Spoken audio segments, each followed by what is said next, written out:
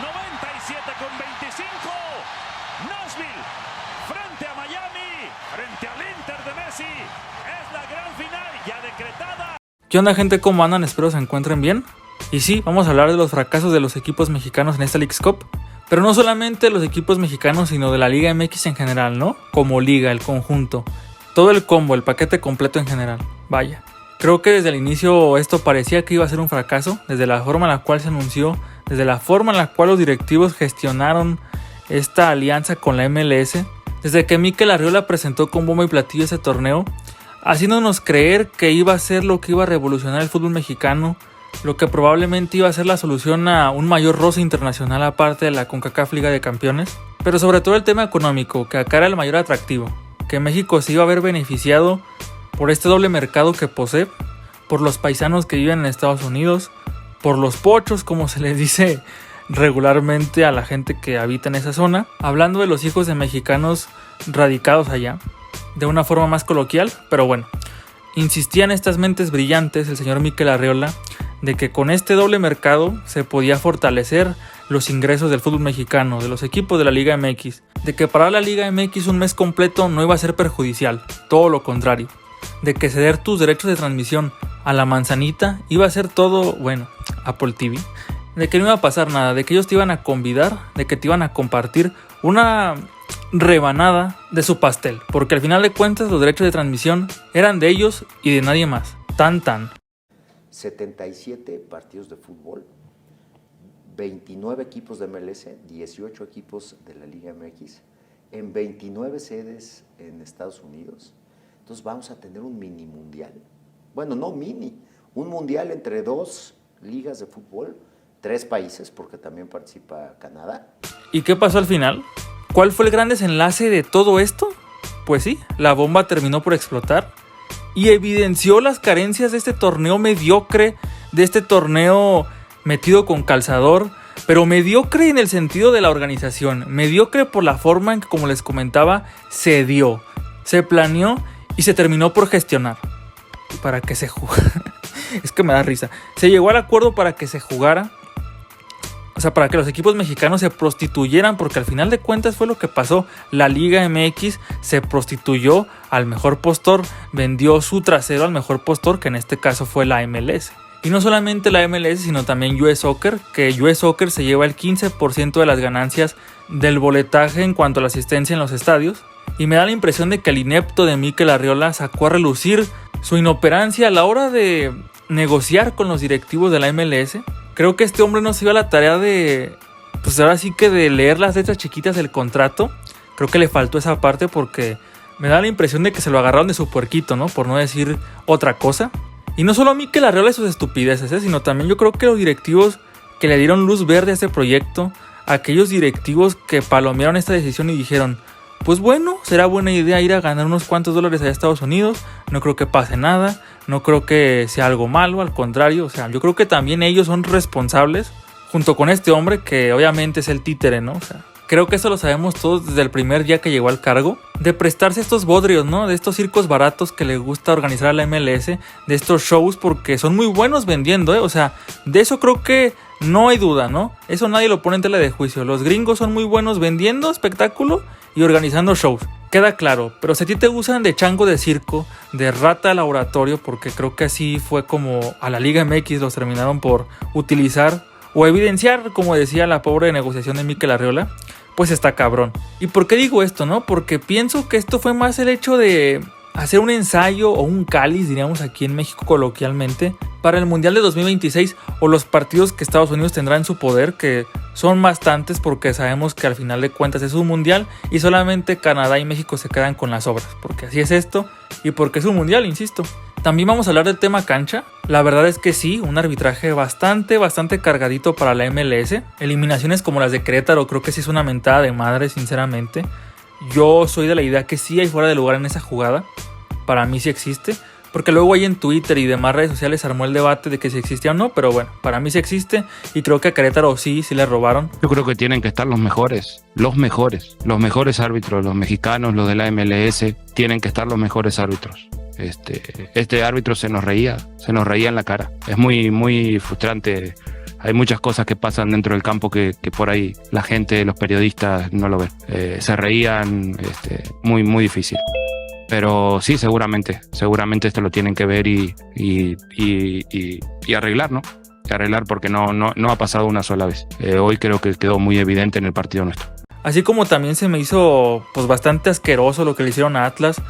Yo creo que ese penal más bien que Santa María le comete al jugador del New England, se deja caer para mí el jugador de Nueva Inglaterra, así como también la invasión que hay a la hora del cobro de penal, y también una plancha sobre el Huevo Lozano que no le señaló como falta, y que para mí era tarjeta roja clara al jugador de Nueva Inglaterra.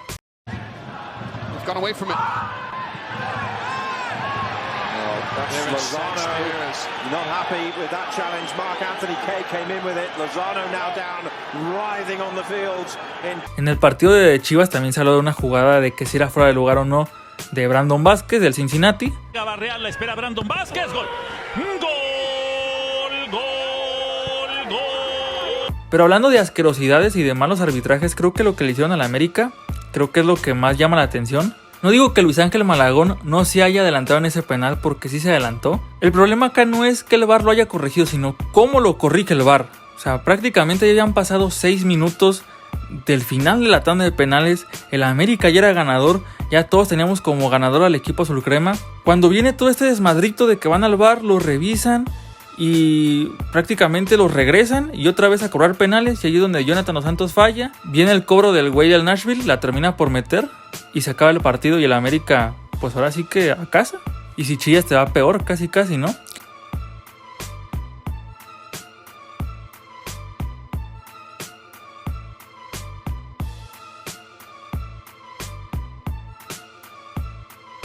Y coincido con toda la banda que sí, para mí también había una clara instrucción o indicación de perjudicar a los equipos mexicanos y de hacerles el partido cansado, tanto en el inicio, en el desarrollo, como en el trámite del encuentro. Hacérselos cansados y que los equipos se vayan devastando y frustrando mediante estas decisiones arbitrales.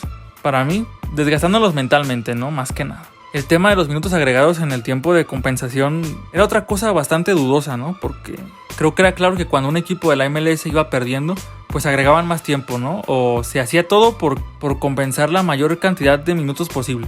Y del tema Messi, de que si con este bracket que se le acomodó al Inter de Miami le ayudaron o no le ayudaron, pues sinceramente yo pienso que a pesar de tantas cosas que se mencionan, creo que a pesar de todo tiene su mérito llevar un grupo de jugadores tan limitados a una final. La verdad es que cuando se sube este video no sé si Inter de Miami haya sido campeón o no, pero pues igual. A pesar de que sea o no una copa armada para que Messi la gane y clasifique a la Conca Champions, hacer jugar esos costales de papas tiene su mérito.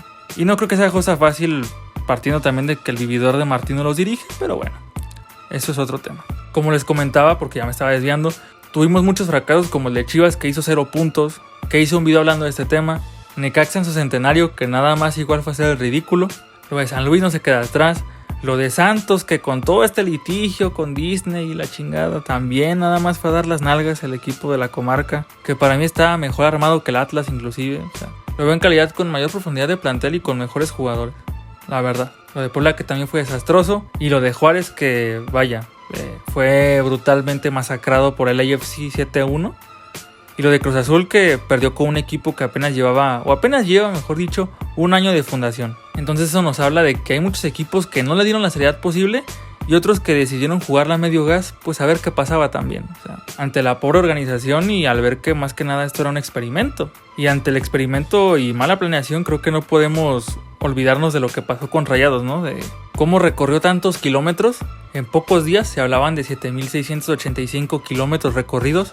Que con este partido ante Nashville, a pesar de haberlo perdido, evidentemente recorrieron muchos más y se sumaron a esta cantidad de kilómetros que ya tenía recorrido el conjunto de la pandilla en ese torneo.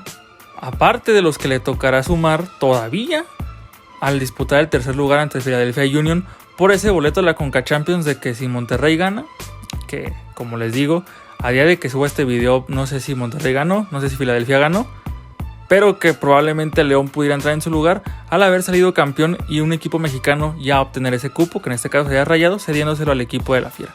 Y hablando de kilómetros y distancias, tampoco podemos olvidar lo que le pasó a León, que los dejaron varados en Vancouver a su suerte y obviamente con menos días para entrenar y recuperarse. El tema de las lesiones también fue otro factor importante acá, porque entre Eduardo Aguirre, entre Rodrigo Aguirre, entre Germán Berterame y Henry Martin, fueron los jugadores que se vieron afectados por el mal estado de las canchas, el tipo de pasto, el pasto sintético o simplemente por jugar fútbol en canchas que son de fútbol americano o de béisbol. Y ya por último quisiera tocar el tema monetario. Como lo comentaba al inicio del video, Apple TV, al tener todos los derechos, pues no quiso ceder o no le quiso dar los derechos de los partidos relevantes o importantes a Televisa y a TV Azteca en este caso, y obviamente causándoles una gran molestia a los hombres responsables o los que son los mandamases de estas televisoras. También ellos saliendo perjudicados porque a Televisa le quitan al América, o sea, el equipo del que son dueño, y a Azteca también pues ahí lo dejaron bailando, ¿no? Y bueno, también haciendo un pequeño ejercicio, Jesús Martínez comentaba de que ese torneo no era negocio, de que a él le convenía el regreso de los equipos mexicanos a la Copa Libertadores. El Tato Noriega de Monterrey comentaba de que aún así Rayados ganara ese torneo, el beneficio económico sería cero, porque a pesar de haber costeado también muchas cosas por su cuenta, hablando del Club de Fútbol Monterrey, se tenía que repartir ese dinero entre bonos, premios y demás cosas. No es el negocio que dicen. O sea, a mí me conviene más que vuelva a la Libertadores, primero por la cuestión deportiva, y segundo, nomás te voy a poner el ejemplo, por un partido de Leagues Cup, tendríamos que jugar 10 partidos de Leagues Cup. Fíjate bien lo que te digo, Ricardo, 10 partidos de Leagues Cup jugando uno solo de Libertadores. Ganancia económica para el Club de Fútbol Monterrey va a haber cero. Entonces yo digo o pienso en esta comparativa. Por partido ganado en la Copa Libertadores, por un partido ganado en fase de grupos son $300,000. Ahora, si lo vemos, en la Leagues Cup, ¿cuánto ingresa un equipo por partido ganado? $100,000. Y luego le volvemos a dar la vuelta. ¿Cuánto ingresa el campeón de la Libertadores? $18 millones. Y otra vez le volvemos a dar la vuelta. ¿Cuánto ingresa un equipo campeón de la Leagues Cup? $2 millones. Y se los dejo a ustedes. Entonces, ¿es negocio? Y sí, coincido, la Liga MX fue altamente sobajada por los gringos. El fútbol mexicano ha tocado fondo.